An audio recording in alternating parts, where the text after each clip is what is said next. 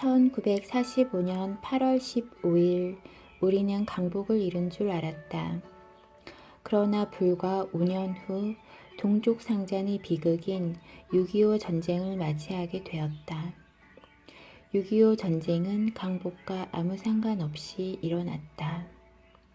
6.25 전쟁은 그동안 국제사회에 있던 모든 논리를 전부 다 끌어모아 민주화 공산으로 압축되어 분출된 것이다. 이 나라에 전쟁이 6.25 전쟁만 있었는가? 아니다.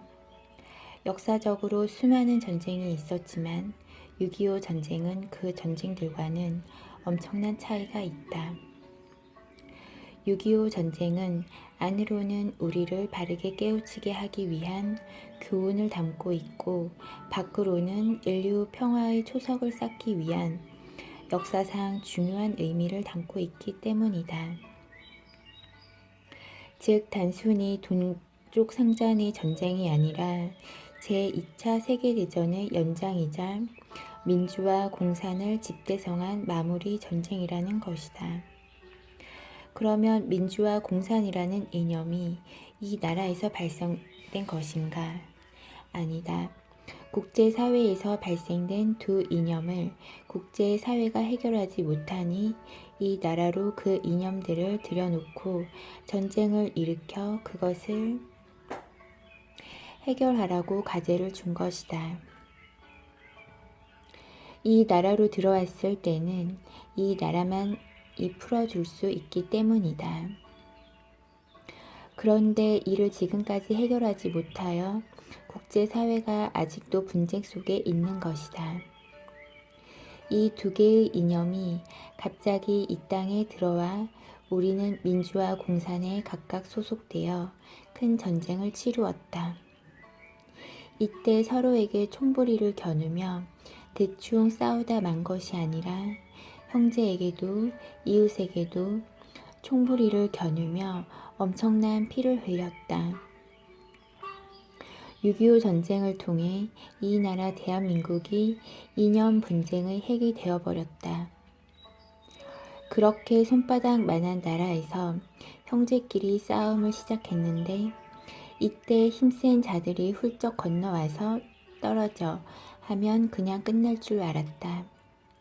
그런데 그 싸움이 일파만파로 퍼지며 전 세계의 젊은이들이 이 나라에 들어와서 죽어갈 줄 누가 알았겠는가. 이 작디 작은 나라에서 어마어마한 일이 일어났던 것이다. 이 나라를 폐허로 만들어야만 우리가 정신을 바짝 차리기 때문에 지붕 따까리 하나 없이 깡그리 쓸어버리고 그토록 고집하던 세국 정책도 어쩔 도리 없이 버리게 만들고 인류의 대전쟁을 마감하려고 했다. 그리고 이 나라는 전쟁으로 폐허가 되었으니 먹을 것이 아무것도 없었다.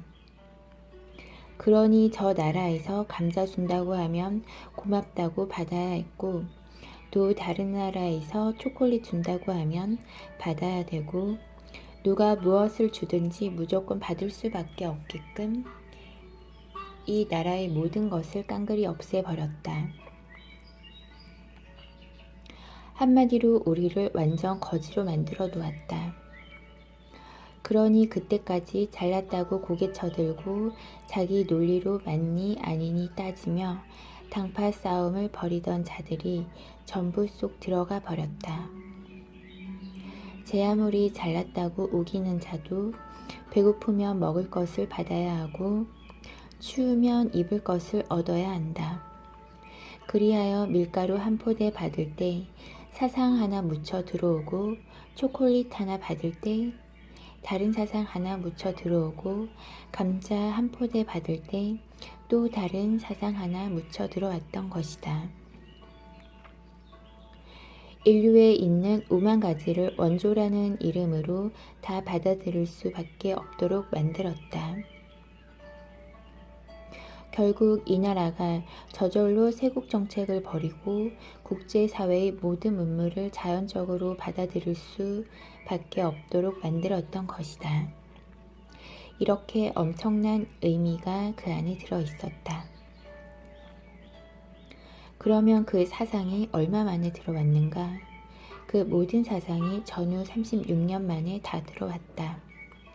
그리고 마지막 이념 전쟁인 6.25 전쟁이 일어나기 전 36년 동안 일본에게 먼저 모가지 잡혀 살도록 작업을 했다.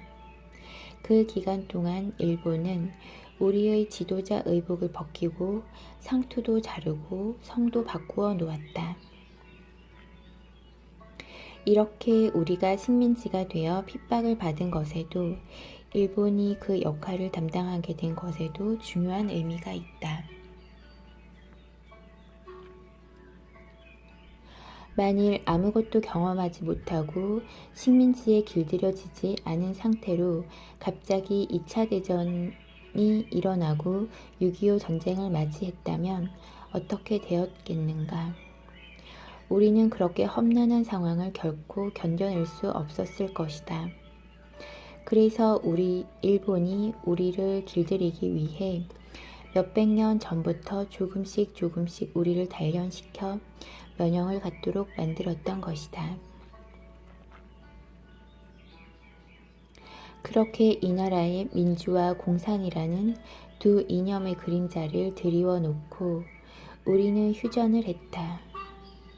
우리뿐만 아니라 인류가 민주와 공산으로 나뉘어 총칼로 싸우는 것을 잠시 멈춘 것이다. 그 이후로 이 나라는 민주와 공산으로 양분되었다.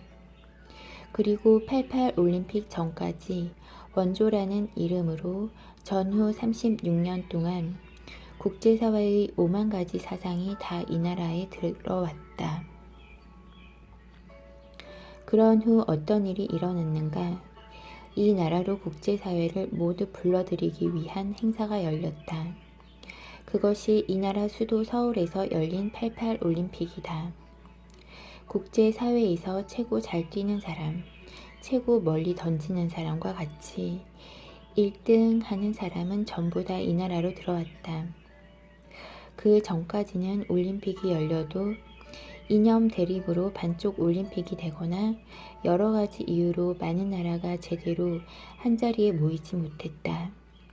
그러나 88 올림픽 때는 모일 수 있는 나라는 다 모여 우수하다는 자들이 각 나라의 대표가 되어 이 나라의 국제사절로 들어온 것이다.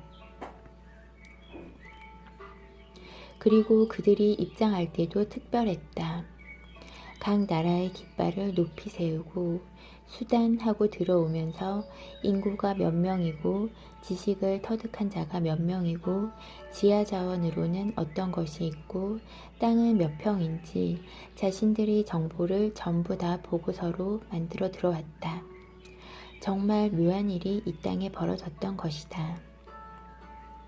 88 올림픽 전까지는 다른 나라들이 자국의 모든 정보를 보호하기 위해 엄청나게 노력했다. 그래서 철저히 비밀에 붙여지던 그 정보를 얻기 위해 나라끼리 첩보전도 벌였다. 그런데 88 올림픽 때 국제적으로 빗장 걸었던 문을 가장 먼저 대한민국에 열었다.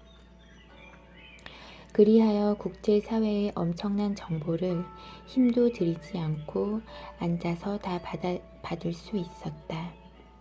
이 정보만 있으면 못할 일이 없었다. 이러한 것을 우리가 바르게 알았더라면 그때부터 이 자료를 어떻게 쓸 것인가를 연구했을 것이다. 그러나 우리는 어떻게 쓸 줄 모르니 모아만 놓고 있었다. 자국의 정보를 왜 우리에게 보고했겠는가? 그 이유는 지혜로운 자들이 이것을 인류의 발휘에 쓸 수 있도록 하기 위함이었다.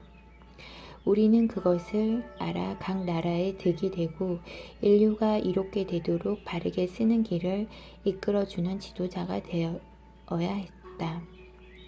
그런데 보고서를 받아놓고 무엇을 받았는지도 모르고 한쪽 구석에 그냥 방치해 두고 있는지 없는지조차도 모르고 있었다.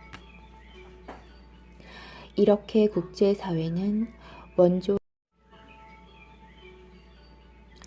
원조와 양보라는 명목으로 앞으로 우리가 일하는 데 필요한 온갖 힘과 지식을 다 주었다. 그런데 이것을 우리는 어떻게 썼는가? 88 올림픽 이후 이제는 살판 났다며 해외여행을 다니고 곰 발바닥 사먹으러 다니고 골프 치러 다녔다. 근본도 모른 채 신나게 잘 쓰고 잘 놀았다. 그렇게 함부로 쓰다 보니 어떻게 되었는가? IMF 사태가 덜컥 터져버렸다. IMF 사태는 그렇게 하면 안 된다고 우리에게 주는 경고였다. 우리가 지금 이렇게 어려움을 겪은 이유는 국제사회로부터 받은 것을 국제사회에 환원하지 못했기 때문이다.